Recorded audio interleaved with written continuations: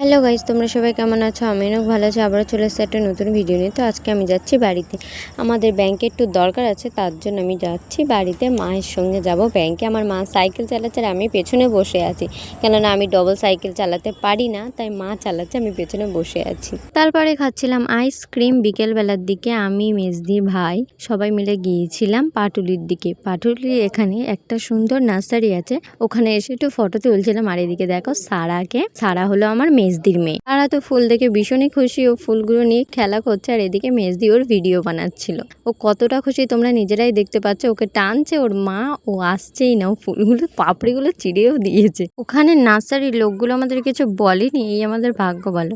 এই নার্সারিটার মধ্যে বিভিন্ন রকমের গাছ, ফল, ফুল, সবজি, বিভিন্ন রকমের জিনিস পাওয়া যায়, মানে বিভিন্ন রকমের জিনিসের গাছ পাওয়া যায়। তো ভিডিওটা আজকে এই পর্যন্ত, দেখা হচ্ছে আবারও নেক্সট ব্লগে। তোমরা ঝটপট সাবস্ক্রাইব করে দাও। তো আমরা এখন ঘুরি। বাই সবাইকে।